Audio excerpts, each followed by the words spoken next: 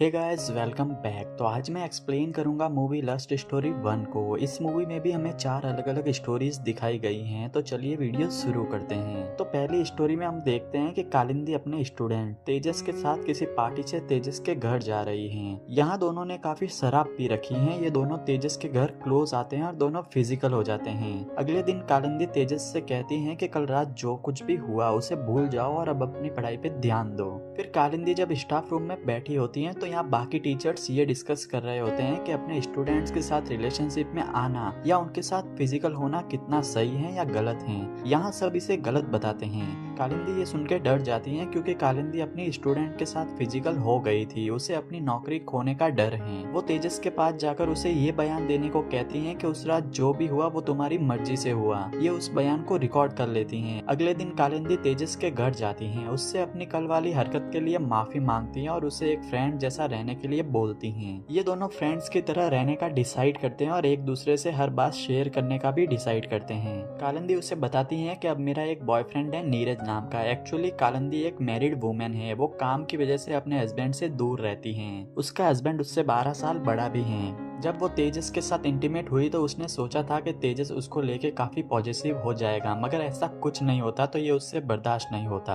अब एक दिन कालिंदी को ये पता चलता है कि तेजस अपनी क्लासमेट नताशा के साथ रिलेशनशिप में है। कालिंदी को ये भी बर्दाश्त नहीं होता। वो हमेशा तेजस और नताशा के बीच आने की कोशिश करती है। एक दिन वो तेजस और नताशा को किसी रेस्टोरेंट में देखती है। कालिंदी वहाँ जाकर नताशा की इंसल्ट करती है, जिससे नताशा यहाँ से चली जाती है। कालिंदी तेजस से पूछती है कि तुम्हारे और नताशा के बीच में क्या चल रहा है, जिसपे तेजस मना कर देता है कि हमारे बीच कुछ नहीं चल रहा। लेकिन कालिंदी को अभी भी इन पे डाउट है। एक रात कालिंदी तेजस को कॉल करती है। उसे पीछे से नताशा की आवाज भी सुनाई देती है। अब उसका शक और गहरा हो जाता है। वो सुबह ही तेजस के घर जाती है। उसे वहाँ एक अंडरगारमेंट मिलती है। इसके बारे में वो तेजस से पूछती है, मगर तेजस कहता है कि मुझे नहीं पता ये किसका है। तभी कालिंदी को याद आता है कि ये तो मेरा ही है और उस रात मैंने इसे यहाँ ही छोड़ दिया था। अब कालिंदी यहाँ से चली जाती है। जैसे ही वो गाड़ी में बैठती है वो इंस्टाग्राम पे नताशा की पोस्ट देखती है जिसमें तेजस और नताशा किस कर रहे होते हैं। कालिंदी भागी भागी फिर से तेजस के पास आती है। वो उसे फोटोज दिखाती है, मगर तेजस का कहना है कि वो कालिंदी को हर्ट नहीं करना चाहता था, इसलिए उसने ये बात छुपाई। कालिंदी इससे कहती है कि ये नताशा जैसी लड़कियां सिर्फ तुम्हारा यूज कर रही हैं, तुम उनसे दूर रहो और अपनी पढ़ाई पे फोकस करो। कालिंदी की बातें सुन के तेजस को लगता है कि कालिंदी उससे प्यार करती है। वो कहता है कि मैम मुझे नहीं पता था आप मुझसे इतना प्यार करती हो। मैं आपके लिए उसको छोड़ने को तैयार हूँ और हम हमेशा साथ रहेंगे। जिसपे कालिंदी कहती है कि अबे पागल है क्या, मैं शादीशुदा हूँ। एक्चुअली कालिंदी को खुद को नहीं पता है कि उसे क्या करना चाहिए। पहले जब वो तेजस के साथ फिजिकल होती है तो सोचती है कि तेजस उसके बिना नहीं रह पाएगा, पर जब ऐसा कुछ नहीं होता तो वो नर्वस हो जाती हैं। फिर वो तेजस को किसी और के साथ भी नहीं देख सकती और जब तेजस उसके पास वापस आता है तो उससे ये भी बर्दाश्त नहीं होता और ये कहानी यहीं खत्म हो जाती है। अब नेक्स्ट स्टोरी की शुरुआत होती है। हम देखते हैं सुधा और अजीत फिजिकल हो रहे हैं। एक्चुअली सुधा एक मेड है और अजीत घर का मालिक। सुधा अजीत का ऐसे ध्यान रखती है मानो उसकी बाई नहीं उसकी बीवी हो।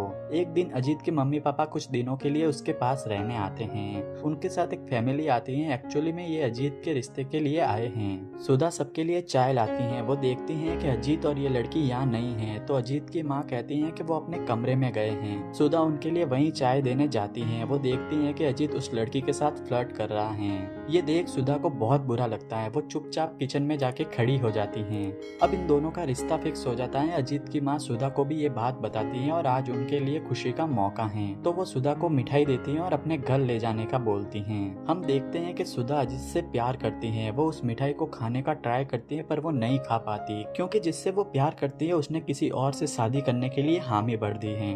अब सुधा जब अपने घर जाने के लिए लिफ्ट का वेट कर रही होती है तभी वहाँ पड़ोस के घर वाली एक मेड आती है। उसके हाथ में एक सूट होता है। वो उसे कहती है कि मुझे ये मालकिन ने दिया है, हाँ थोड़ा सा फटा हुआ है पर मैं चला लूंगी। सुधा भी उसे मिठाई देती है। ये मेड पूछती है कि तुम नहीं लोगे क्या, जिसपे सुधा एक मिठाई का टुकड़ा उठा के खाने लगती है।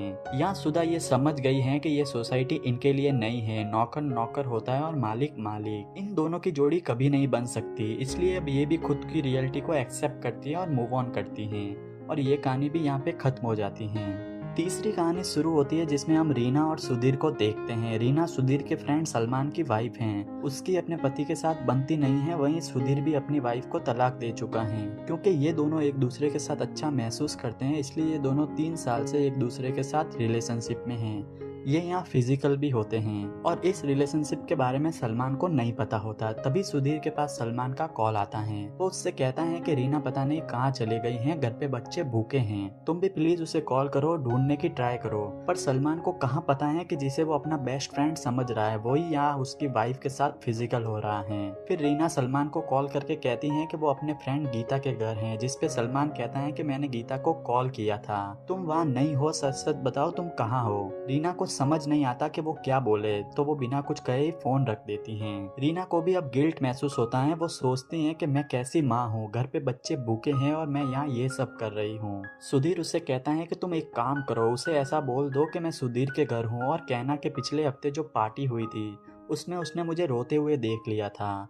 सो सुधीर ने मुझे यहाँ अपनी प्रॉब्लम शेयर करने बुलाया है। वो ऐसा ही करती हैं। फिर वो सुधीर से कहती हैं कि सलमान यहाँ मुझे लेने आ रहा है और आज मैं उसे अपने बारे में सब कुछ बता दूंगी। सुधीर उसे ऐसा करने से मना करता है। वो कहता है कि इससे हमारी दोस्ती टूट जाएगी, क्योंकि सुधीर एक बहुत बड़ा बिजनेसमैन था, तो ये नहीं चाहता था कि इन दोनों की दोस्ती टूटे। मगर जब सलमान यहाँ आता है तो सुधीर की गैर मौजूदगी में रीना उसे सब कुछ बता देती है। अब रात काफी हो जाने की वजह से ये तीनों यहाँ ही रुकते हैं। सुबह रीना सुधीर से कहती है कि मैंने अपने पति को सब कुछ बता दिया है और वो बस ये चाहता है कि मैं तुमसे ना मिलूं। साथ ही उन्होंने ये भी कहा है कि तुम्हें ये ना पता चले कि सलमान को सब पता है। और रीना अब बिना किसी गिल्ट के अपने पति के साथ चली जाती है और ये कहानी यहीं पे खत्म होती है। अब हमारी लास्ट कहानी में हम गर्ल्स स्कूल की लाइब्रेरियन रेखा मैम को देखते हैं। स्कूल का प्रिंसिपल इस पे लट्टू होता है, लेकिन रेखा उसे भाव नहीं देती।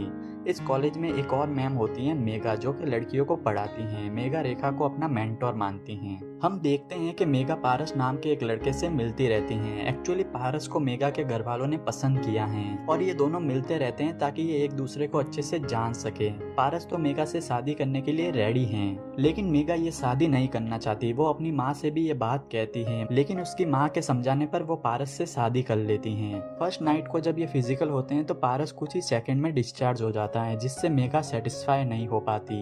एक बार नहीं बार बार ऐसा ही होता है। पारस बहुत जल्दी डिस्चार्ज हो जाता है। इस वजह से मेगा का ना तो स्कूल में मन लगता है ना घर पे काम में। इसको लेकर वो पारस से भी बात करती है, मगर वो कुछ समझ नहीं पाता। एक दिन स्कूल में एक पेरेंट शिकायत लेकर आती है कि आपकी लाइब्रेरी से अश्लील किताबें इश्यू हो रही हैं। प्रिंसिपल मेगा को रेखा मैम को बुलाने भेजता है, क्योंकि वही लाइब्रेरी के इंचार्ज हैं। जब मेगा वहाँ जाकर देखती है तो उसके होश उड़ जाते हैं। एक्चुअली में रेखा मैम यार लाइब्रेरी में ही वाइब्रेटर का यूज कर रही हैं। वो कामुक आवाजें भी निकाल रही हैं। रेखा को ये सब देख खुद भी ऐसा करने का मन होता है। जब वो मेगा से इसके बारे में बात करती हैं तो मेगा उसे बताती है कि देख मेरे पति ने तो मुझे छोड़ दिया है, अब मैं अपनी इच्छाएं तो खत्म नहीं कर सकती, इसलिए मैं इसका यूज करती हूँ। क्योंकि मेगा भी अपने पति से खुश नहीं होती, इसलिए वो वाइब्रेटर ले लेती हैं और घर आकर उसे अपनी बॉडी में इंसर्ट करती हैं। तभी उसे बाहर से कुछ आवाजें आती हैं। वो बाहर आकर देखती हैं कि पारस को चोट लगी है, उसका एक छोटा सा एक्सीडेंट हो गया है। मेगा पारस के लिए पानी लेने जाती है और जल्दी जल्दी में वाइब्रेटर का रिमोट टीवी पे रख देती हैं। दादी उस रिमोट को टीवी का रिमोट समझ के बटन दबा देती हैं, जिससे वाइब्रेटर ऑन हो जाता है।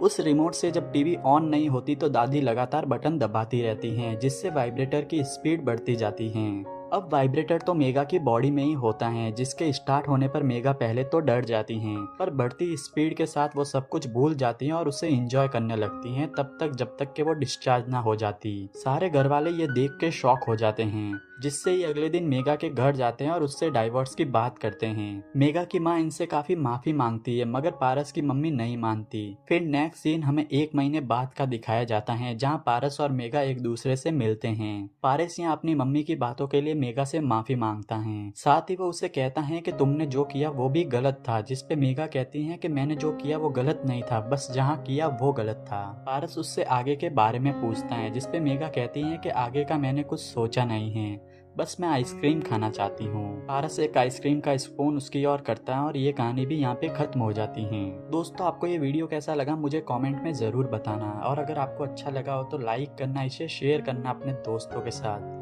और चैनल को सब्सक्राइब भी कर देना।